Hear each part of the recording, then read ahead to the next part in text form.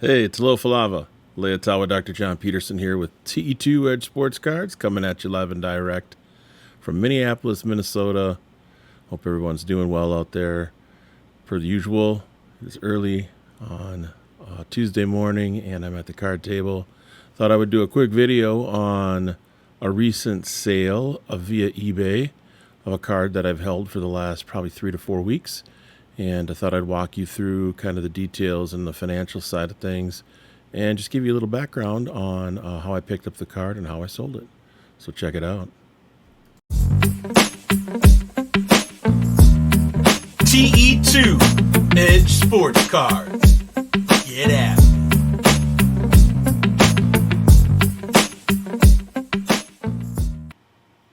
All right. Let's take a look and see what we ended up selling here on eBay.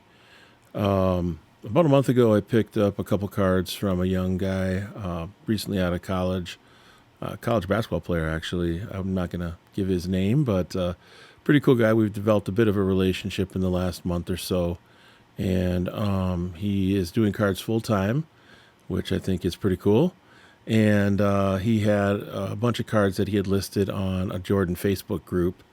And some of them were MJ's. He also had some Jim Browns. He had a nice PSA 759 Jim Brown, which I almost pulled the trigger on.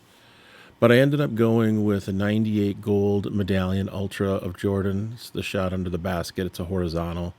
And that was in a PSA 10. I paid $2K for that. And then he had a Natural Born Thrillers, which was in a PSA 9. And I paid $2K on that. So I paid $4K for the two cards. I estimated the value of the two cards to be anywhere from 45 to 5 based on how hot Jordan's market has been lately. So I picked up both cards and put them in the showcase for the Minnesota Sports Card Show. Shout out Minnesota Sports Cards. And I didn't get any bites. I think I had 20, maybe 2150, 22 on both cards. I was looking to get just a relatively quick flip, maybe make $350 to $400, possibly $500 on the two cards.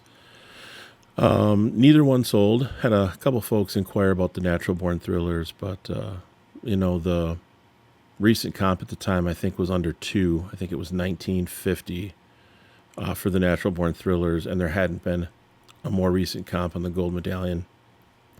So anyway, I held them and had them listed on eBay. I think I had them up around $2,750, which was pretty high, and then settled them both in around $2,500. The pop count on both cards is relatively low. Here is the Natural Born Thrillers. So a lot of you are familiar with this card. Shout out to Brian with Cajun Cardboard. He has put together what's called the Jordan hierarchy. You can see the poster in the back behind me. There are, 4 tiers or 3 tiers? I think there's 4 tiers to the hierarchy where he basically rates out the importance, the value, the aesthetics, all the qualities and factors that you would think about in terms of going into a card, in this case Michael Jordan cards. So within that hierarchy, this is a tier 3 card. I think this is in the first group of tier 3 if I'm not mistaken, but a very nice looking card. Comes out of 95 EXL, which folks are probably familiar with. I think this is the first 95 is the first year of EXL, and just generally a really nice looking card. I've had a Garnett rookie card in this before, which is kind of a light green, and that was a PSA 9, which I quickly sold. So anyway, I picked this up for $2K. I had $2,500 on it. Had a number of inquiries. A lot of folks wanted to pick it up at, like, say, $2,150, $2,000, and I just held firm, for the last 3 weeks. I figured this would not sell for a while, and I was pleasantly surprised when it did this morning. Early in the morning, around 3, 4 o'clock, I woke up and I saw that it had been sold. $2,500 is the highest sale of this card by about $400.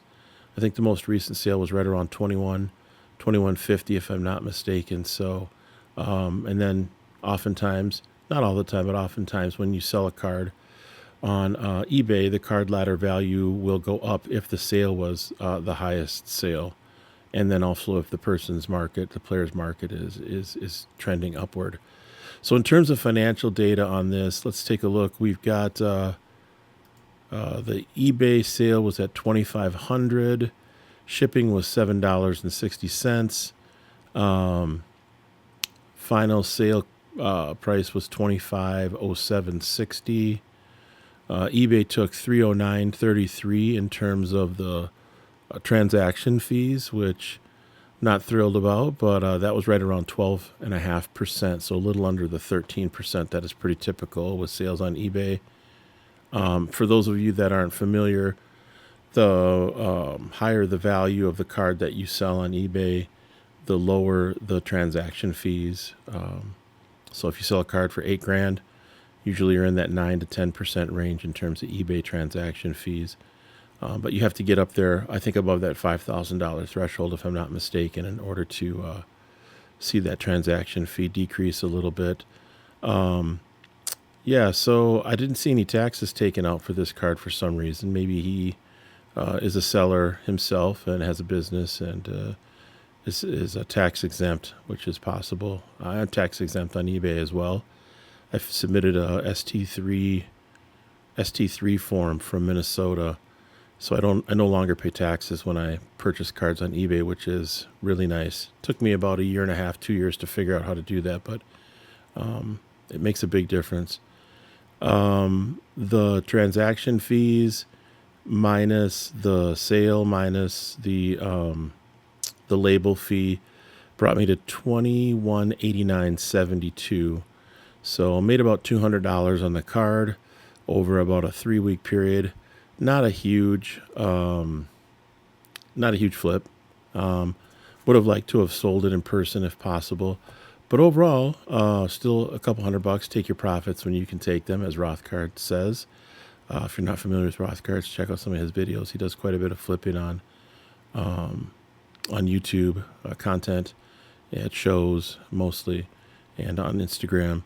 So overall, I think it was good. I'm kind of sad to see the card go. I really have enjoyed holding this, even if just for a short period of time. I'm on eBay quite a bit, and I haven't seen a PSA 9 of this available in really much in the last 3 weeks. There have been a couple of, I think there's been a BGS copy that I've seen, maybe a BGS 9. I don't think it's a 9.5.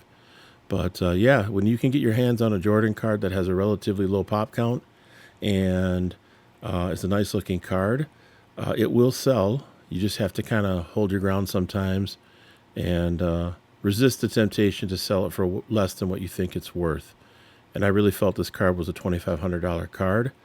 And my guess is within a couple months, if not 1 month, it's going to sell again for probably more than $2,500. So anyway, I appreciate you watching. I hope this was informative. Just wanted to do a quick hitting video just describing a sale. I don't see a ton of videos out there in YouTube land talking about sales from eBay. A lot of folks, do content regarding sales that happen at shows, flips at shows, stuff like that. But thought I'd do one on an eBay sale. So I appreciate you watching. If you have not had a chance to hit the like or the subscribe button and or leave a comment, I love to hear comments from folks.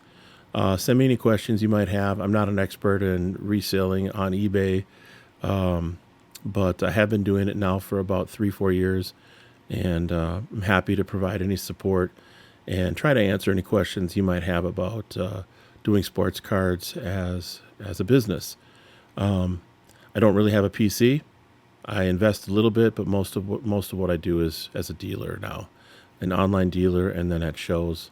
So yeah, leave me a comment, and for sure hit the like button. I really would appreciate it if you would, and I appreciate all of you. Have a blessed rest of the day. Peace out. One love.